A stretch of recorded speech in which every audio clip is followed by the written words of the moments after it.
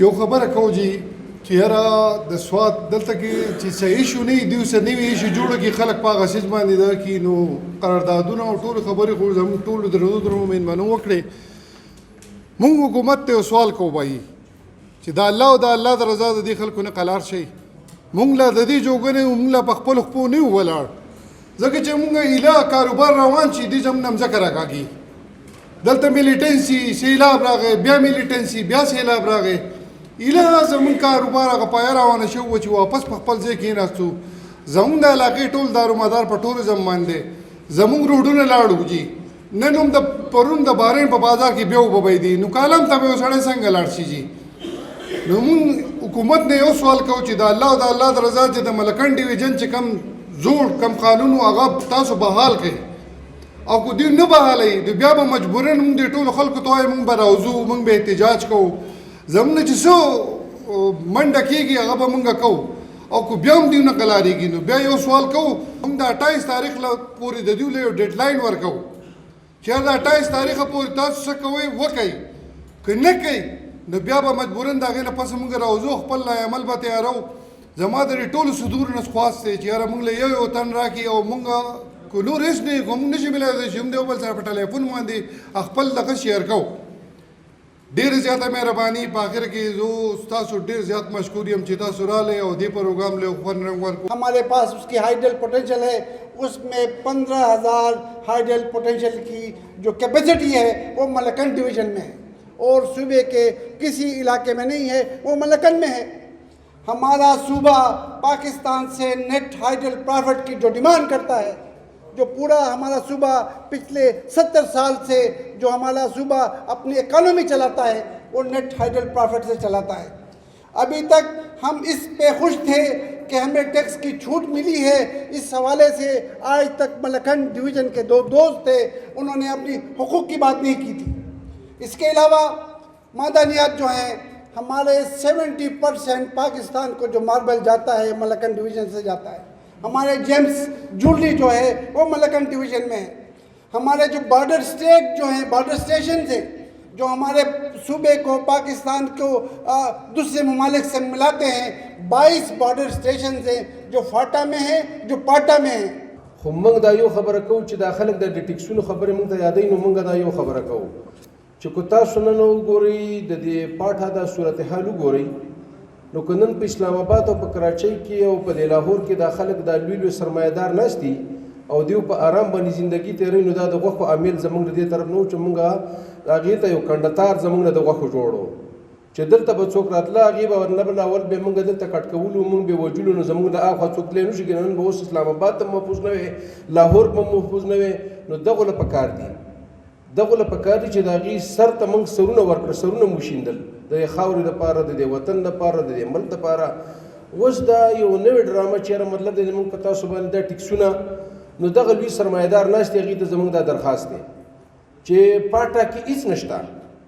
لکه انډسټري دا یو که سواد که تاسو وینئ نو تاسو زما باجوړ ته راشئ زموږ سره باجوړ کې شل پنځه دېرش چې کوم دي دا د ماربل پکټرین دي او څه د بر پکټرین دي نور داسې خاطرخوا د حکومت د طرفه څه نشته دی موږ خو هغه شی نه موږ خدا تم پیدا کوو بیا به ځان په خپله باندې ساتو نو اوس دا موږ د یو درخواست کوو او دا سوال هم کوو چې موږ مطلب دی دا تش په دې پستو خبرو باندې نه کېږي قام به راوباسو ولس به راوباسو او د دې شي متعلق به ودرېږو د باجوړ هم خدای ذمهوار دی چونکې زه د باجوړ د ټریډ یونین هم د هغې زه پرزیډنټ یم زه به انشاءالله تعالی موږ به دا قام په وخت به ودرو او د دې ټکسونو ادا کول دا زموږ د وس او د بس خبرې به دې نه دي چې موږ لا په دې شي پوهېږو نو او دا نور کم کسان چې کم دي د مشران د کم چیمبر نه څوک ټایم ورکولی شي ځکه چې یوازې زما په خیال کمیټې جوړول نه دي دې له به ټایم هم ورکول غواړي او دا هر ځای ته به رسېدل هم غواړي ځکه اوس ټایم ډېر کم دی زموږ سره او دا شی چې کومه SRO ده نو ما ته خو داسې ښکاري زه به راځم یو افسرانو سره میلاو شوی یم نو هغه وایي چې په سیسټم کې به اټومیټک دا د 1 جولای نه امپلیمنټ دي نو ښه خبره دا ده چې موږ دې باندې سوچ وکړو د خپل چیمبر نه به کسان واخلو او نور چې کوم چیمبرز دي او یو د ټولو چیمبرو ډېره زیاته شکریا ده کومه او چې موږ په یو پیج باندې یو نو انشاءالله هیڅ به هم نه کېږي زه تاسو ټولو ته درخواست کوم چې تاسو چې کوم په دلته راغلي یا که څوک نه وي هغو ته هم دا خبره ورسوئ چې موږ به انشاءالله که هر څه په یو پیج به یو او چې څه مشکلات موږ ته راځي په هغې باندې به ټول په یو ځای باندې یو. تاسو ډېر خبر یو بل سره مه کوئ، لږ واورئ زما دا خبره واورئ. موږ به په یو پیج یو او بالکل به د یو بل نه رد و بدل نه کوو. په دې ټولو عمل دی که نه جي؟ ټولو مشرانو کشرانو تاسو ته ټول پې عمل وکوئ. دغه خبره ده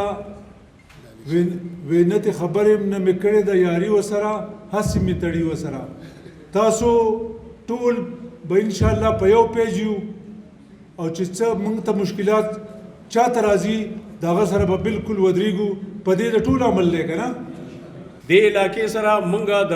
مرجر وشو یا هر څه چل چې وشو کومې وعدې چې حکومت کړي دي عوامو سره پکار ده چې هغه وعدې دي حکومت پوره کړي. که چېرې هغه پوره وعدې نه پوره کړي نو بیا زمونږ هم هېڅ قسم وعده نشته. زمونږ وعدې په هغه صورت کې دي چې مونږ سره کومه وعده شوې ده چې هغه پوره شي، او که چېرې هغه نه پوره کېږي زمونږ هېڅ وعده نشته. نو زه دا خواست کوم چې موږ له په خپلو صفونو کې اتحاد او اتفاق پکار دی. میږي یا متحد پاتې کېږي، ستاسو په آزاد حیثیت باندې به هېڅ اثر نه کوي، په تاسو به هېڅ اثر نه کوي. دا آخري وایسرای وینا ده په 1948 کې، په 1946 کې. بیا په 1948 کې قائد اعظم راځي په جمرود کې قبایلي جرګې ته تقریر کوي او دا خبره کوي چې قبایلي آزاد دي او ستاسو د پاکستان بعضو شمشیر یې په تاسو باندې به هیڅ قسمه د پاکستان قوانین نه لاګو. دا د قائد اعظم تقریر دی. بیا زمونږ د ملکنډ ډویژن د سوات حیثیت دا دی چې موږ په 1913 کې خپل ریاست جوړ کړی و. په 1926 کې انګریزانو زمونږ ریاست آزاد تسلیم کړی. بیا په 1948 کې زمونږ بادشاه صاحب چې په موږ باندې انډین انډیپینډنٹ ایکټ نو لاګو چې ریاست د پاکستان سره شاملېږي که د انډیا سره شاملېږي او که آزاد پاتې کېږي. د هغې باوجود والنټیرلی د پاکستان سره په 3 شرایطو الحاق کړی. یعنې د دې ملکنډ ډویژن چې یو ریاست کوم معاهده وکړي دا په ټولو ریاستونو لاګو ده. په هغې کې دفاع امور خارجه او کرنسي. زما سره اوس هم هغه ډاکومنټ پروت دی که تاسو یې زه به سره شیر هم کړم. په هغې باندې جناح صاحب به حیثیت گورنر جنرل دستخط کړی دی او دا ایکسپټ کړی دی چې تاسو باندې به د پاکستان یو قانون نه نافذ او صرف دا 3 څیزونه کرنسي امور خارجه او دفاع دا به د پاکستان. د دې نه وروستو په 1956 کې زمونږ د والي سوات سره یو اګریمنټ کېږي. موږ د فیډرل نه راواغستو په صوبایي ایډمنسټریشن ایریا کې واچولو او موږ له په صوبایي او په قومي اسمبلو کې سیټونه راکړل. په هغه اګریمنټ کې هم دا لیکلي دي چې د پاکستان یو قوانین یو ټیکس په ملکنډ په دې ریاست کې نه نافذ سوای د ایگزسټینګ ټیکس چې په هغه وخت کې زموږ عشر زکات او یا حیثیت ټیکس او د دې نه علاوه به نور ټیکسونه په سواد کې نه نافذ. او په 1956 پاین کې موږ له خصوصي حیثیت راغی. بیا په 1962 پاین کې هم دغه حیثیت و. او کله چې د 1973 آئین جوړېدو 1969 کې یو غیر آئینی پریزیډنټ په ایگزیکټ آرډر باندې دیر سوات او چترال په پاکستان کې مدغم کو چې دغه سره دا اختیار نه و ځکه هغه غیر آئینی صدر و د 1962 د آئین تحت چې ایوب خان به حکومت دغه ته حواله کوي سپیکر ته نو هغه کمانډر چیف ته حواله کړی نو دا غیر آئینی صدر و. یو غیر آئینی صدر په ایگزیکټ آرډر باندې کله هم نشي کولی چې یو علاقه راوالي په خپل ملک کې شامل کړي. دا جدوجهد کوو او دغه جدوجهد یې روان کړی چې یاره زمونږ د علاقې چې دي دا یوازې دا نه چې مونږ دهشتګردۍ وهلي یو بلکې قدرتي افات هم په مونږ دومره راغلي دي چې مونږ د دې جوګه نه یو چې مونږ ټیکس ورکو. دویمه خبر دا ده چې یو بل خبر دا ده چې مونږ د موجوده حکمرانانو ته وایو چې یاره مونږ ستاسو هغه پاکستانی هم نه یو، مونږ خپل وسایل لرو، مونږ د 1947 پاکستانی نه یو بلکې په مختلفو ټیمونو کې د یو معاهدې تحت مونږ د پاکستان سره یوځای شوي یو. په هغه بنیاد باندې دا زمونږ حق دی او دا حق ځکه دی چې تر اوسه پورې چې زمونږ څومره دا ایریا دي په دې کې هغه سهولیات او هغه مراعات نشته. مونږه لا د دې جوګه نه یو چې مونږ ټیکس ورکو. دویمه خبر دا ده چې مونږ هغه خلک یو چې مونږ ډېر پیور خلک یو. اوس تاسو ګورئ زمونږ دا څومره ایریاز چې دي زمونږ د بجلی بلونه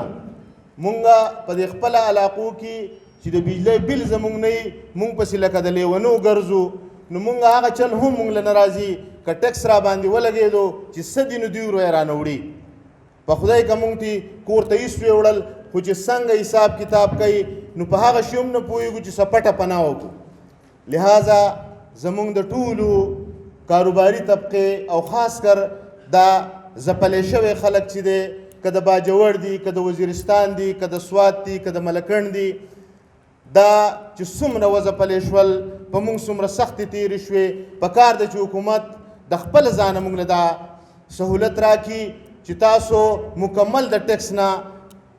تاسو مستثنا یې او تاسو باندې موږ ځکه ټیکس نه لګو چې یو طرف ته په موږ باندې ازمیښتونه کوئ، یو طرف ته موږ باندې تجربې کوئ په دهشتګردۍ په شکل کې، د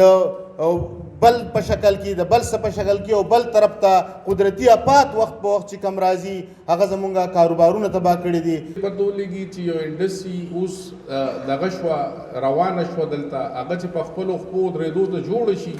دوی په هغې کې امنډمنټ وکړي ایس آر او یې وروباسي. اوس لکه څنګه سټیل سیکټر دلته مخکې لاړ نو دوی په ایس آر او باندې هغه دغه کړه لکه هغې موډ یې ولې چینج کړه، سیلز ټیکس نه فیډرل ایکسایز ډیوټي کړه. غوړي دی ارلی په د غوړو بلونه دی ارلی په 2006 کې کړي. خو اوس لکه زمونږ چې کوم اوس دا ټایم پوزیشن دی زه به اوس پریزنټ سیناریو لراشم. پریزنټ سیناریو زمونږ دا ده چې د ایکسټنشن د دې هیڅ دغه نشته لکه ذهن یې نشته چې مونږ دې علاقې له ایکسټنشن ورکړو. زه پرون زما تقریبا 12 بجې طارق پاشا سره میټینګ شوی دی، هغه هم دغه یو خبره کوي چې بھئی مونږ ته د IMF ته طرف نه ډېر زیات مشکلات دي. پرون 12 بجې چې هغه سره زما کوم میټینګ وشو نو د هغې نه دا صفا ظاهره چې دې کې هېڅ قسم ایکسټنشن نه کېږي. اوس دا زمونږ د ټولو قبایلو او چې څونه زمونږ چیمبرې دي هغې له پکار دي چې مونږ یو خپل احتجاج د اوس نه شروع کړو. نو پکار خو بیا دا ده چې د هغې اپریسیشن وشي او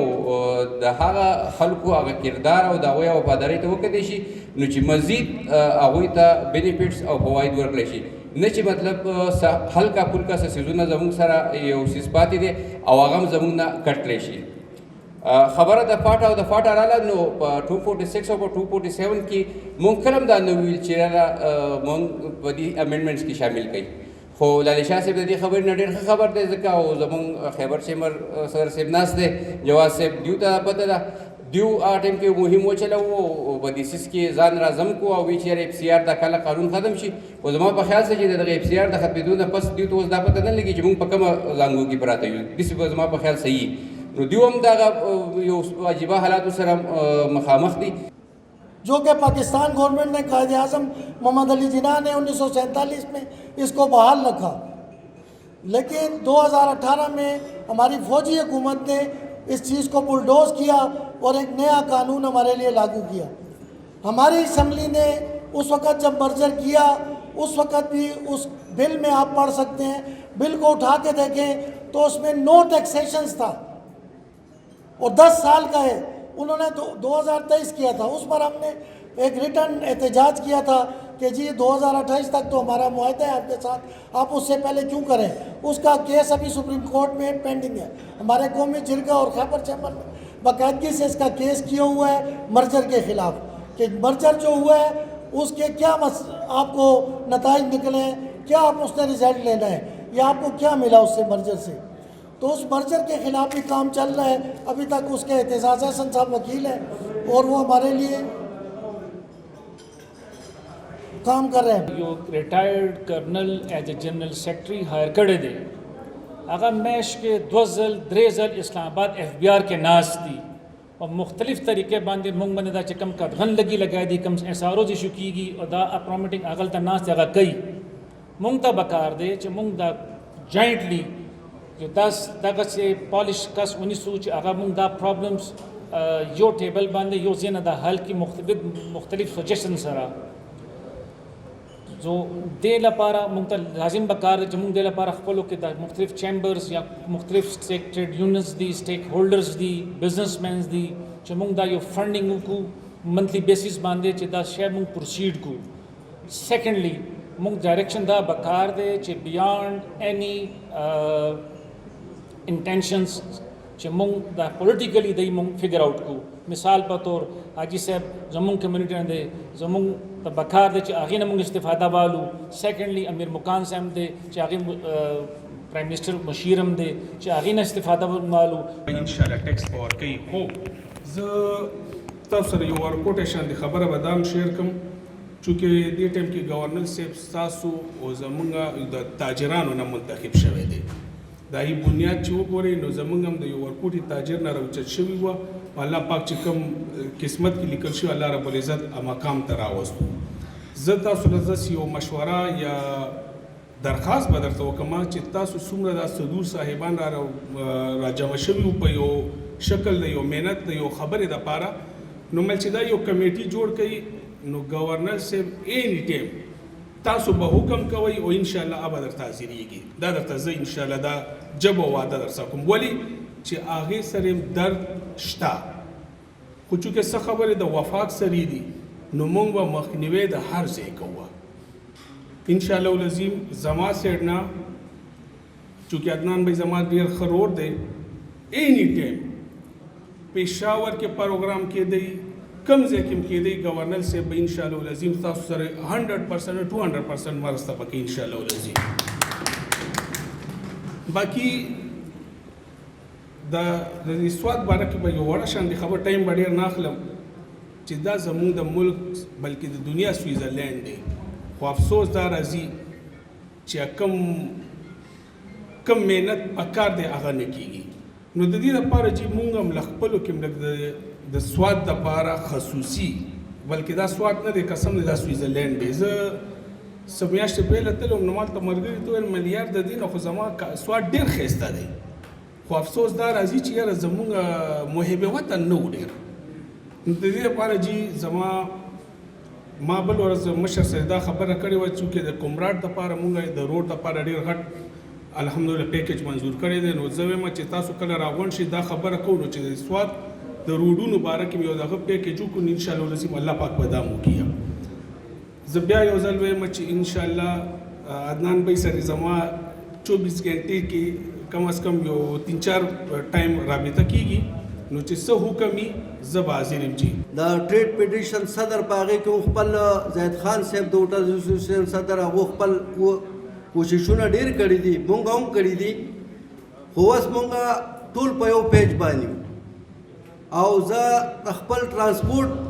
द सदर पेशियत जता सुता द यकीन दियानी दर कोमा